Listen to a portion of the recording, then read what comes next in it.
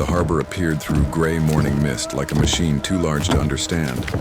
Salt wind stung their faces as the prisoners shuffled down the gangplank, boots slipping on damp wood, hands numb from the Atlantic crossing. Corporal Ernst Keller expected shouting, curses, and rifle butts. Instead, he heard gulls, truck engines, and a distant whistle from somewhere inside the vast naval base. Then the mist thinned. Cranes swung above the docks in smooth metal arcs. Dockworkers moved in teams beneath them, black and white men hauling cargo side by side while women in coveralls signaled from loading platforms. A boy near the gate sold newspapers as if enemy soldiers arriving in chains was just another errand in a busy city. Keller stopped for half a second and stared. Nobody seemed afraid of them. That was the first blow. For years he had heard that America was weak, spoiled, divided, and spiritually rotten. Yet the first thing he saw was order without panic. The second was abundance without apology. Stacked crates rose like walls.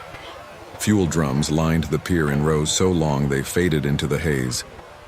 Even the smell of the place, oil, coffee, rope, wet timber, and oranges from a nearby truck, seemed to mock the hunger of Europe. Keller waited for humiliation. It came, but not in the form he expected.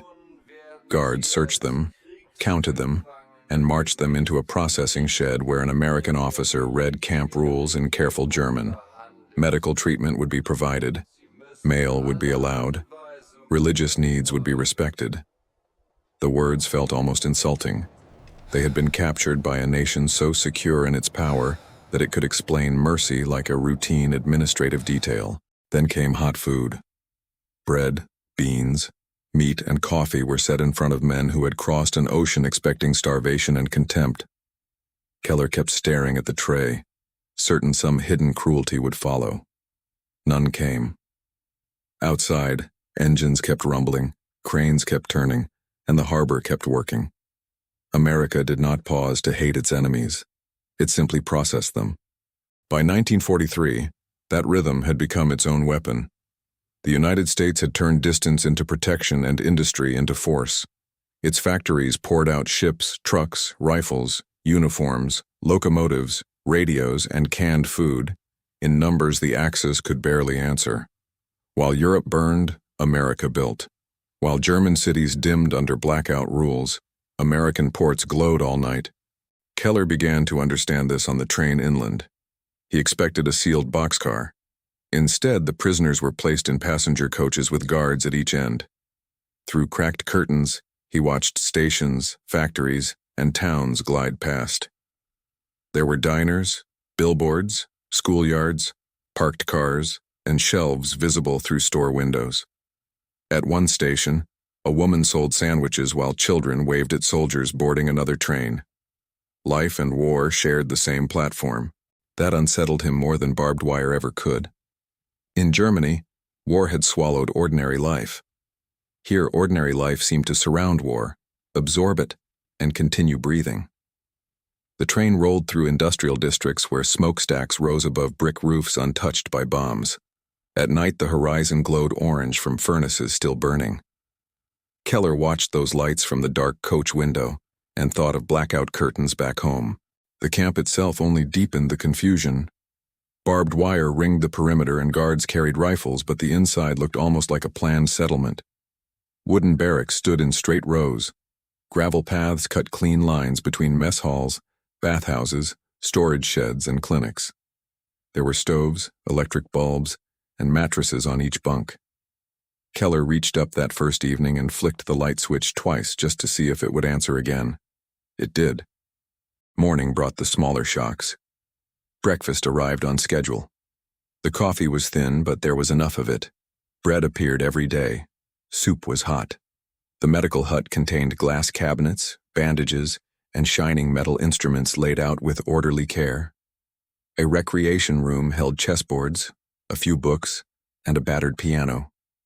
None of it was luxurious, yet all of it suggested a nation that had resources to spare even for captured enemies. That was what Keller could not escape. America behaved like a country with room for food, room for fuel, room for electricity, room for roads, room for irritation, and even room for prisoners. In Europe, every shortage sharpened authority. Here, the scale of supply seemed to soften its edges.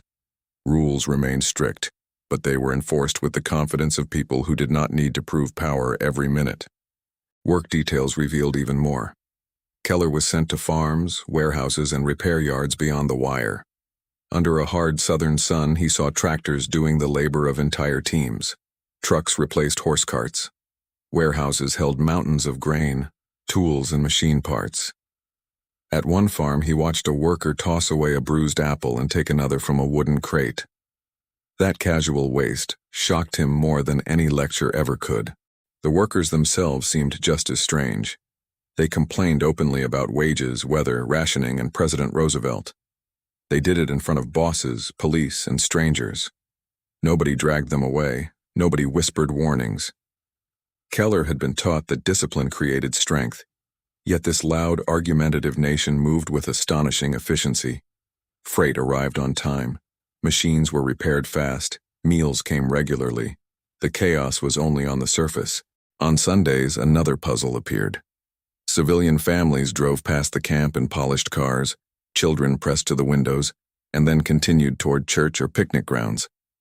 Nearby diners served coffee, pie, and hot meals while gasoline pumps clicked outside. Keller could see couples laughing beside parked trucks, as if war were something terrible but still distant. That distance mattered. Germany fought inside a cage of shortages, rubble, and emergency orders. America fought from depth. Its towns were not living from one anxious week to the next. They were drawing from a continent, from harvests, refineries, assembly lines, and railroads that seemed to stretch forever westward, unbroken. Autumn settled over the camp with dust, then rain, then cold air slipping beneath the barrack doors. At night, searchlights moved over the wire in pale white sweeps. Beyond them came sounds from the nearby town. Church bells, a radio playing jazz, children shouting at a football game. America, even in wartime, sounded alive rather than frightened. That simple difference wore at the beliefs many prisoners still clung to. Some resisted harder than before. In the barracks, loyal Nazis whispered about miracle weapons and final victory. They mocked men who attended English classes or borrowed books from the camp library. Keller listened but found the speeches weaker now. It was difficult to believe in heroic scarcity after unloading milk cans from trucks larger than some village houses. Reality, repeated daily, had begun its quiet work. Then winter arrived, and with it came the strangest day of all. Christmas decorations appeared in the mess hall. Evergreen branches were wired to rafters. A tree was set up in the recreation room and wrapped in colored lights. Churches from nearby towns sent packages with socks, cookies, cigarettes, and handwritten cards. Keller opened one parcel with frozen fingers and found wool gloves and a note wishing peace to a man whose army had helped set Europe on fire. That night, the barracks fell almost silent. Snow tapped against the windows. The stove clicked softly as it cooled. Hardened soldiers sat on their bunks staring at sweets sent by strangers whose sons might be fighting Germans overseas. Keller read the note 3 times before hiding it beneath his mattress. He had expected America to crush him with force. Instead, it was dismantling him with normality and gestures he did not know how to answer. After Christmas, the process quickened. More prisoners enrolled in classes. Newspapers circulated from bunk to bunk. Men argued over maps and casualty lists. Keller learned enough English to read headlines, then columns, then editorials. What stunned him was not simply what the papers said, but how freely they said it. Americans criticized politicians, mocked generals, and questioned decisions while the war still raged. The state did not seem to collapse under the weight of dissent. Spring work details showed the same pattern in motion. At a rail yard, freight cars were loaded with machine precision. At a food plant, produce was rejected for minor blemishes while Europe starved. At a repair shop, civilian mechanics improvised solutions in minutes using shelves full of spare parts. Everywhere Keller looked, he saw the same underlying truth. America's strength was not merely its factories. It was the web connecting roads, farms, rails, fuel, labor, and confidence. Then came the radio reports from Europe. Allied armies landed in France. German cities burned. Oil fields were lost. Rail lines were smashed. New prisoners arrived carrying fresher versions of the lies Keller himself had once believed. He watched their faces during first meals, first showers, first nights under electric light. He recognized the disbelief, then the curiosity, then the dangerous silence that followed. By late 1944, that silence had spread. Hardliners still barked slogans, but fewer men listened. Letters from home arrived less often. Some stopped entirely. Town names appeared on casualty sheets beside the names of brothers, fathers, and sons. Germany was no longer an idea defended by speeches. It was a collection of damaged streets somewhere beyond the ocean. America, once imagined as an enemy landscape, had become the place where many prisoners first saw how small their old certainties really were. Keller's final turning point came at a warehouse loading dock. A teenage American worker helped stack grain sacks beside him, then asked in awkward German whether Hamburg was truly burning. The boy's brother was in Europe. His face carried worry, not hatred. Keller opened his mouth and found nothing to say. In that instant, he understood that even this powerful country knew fear and loss. It simply kept moving anyway. When the Reich collapsed, the news reached the camp in fragments, then all at once. Hitler dead, Berlin fallen, units surrendering across roads, bridges, and forests. That evening, the barracks were quiet except for boots on wood and the wind against the walls. Keller stepped outside before lights out and listened to a freight train passing somewhere beyond the camp. Its steady iron rhythm sounded like the whole country breathing in the dark. Then he understood what had shocked him at the harbor on his first day. It was not just America's wealth. It was America's continuity. The nation he had been taught to dismiss had fought the largest war in history without becoming unrecognizable to itself.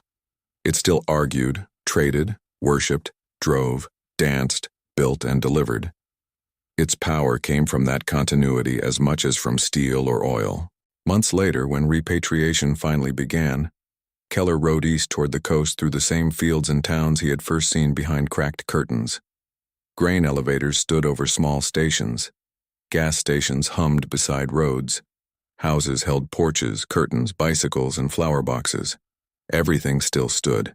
For men returning to ruins, that fact cut deeper than open hostility might have. Many former prisoners carried that memory home. Not because America was flawless. They had seen its contradictions, its segregation, its suspicion, and the hard edge of armed custody. But they had also seen a society strong enough to expose its flaws without surrendering motion. That lesson outlived the camps.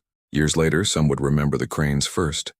Others the trains, the gloves, and a Christmas parcel, the endless fields, or the electric bulb over a bunk.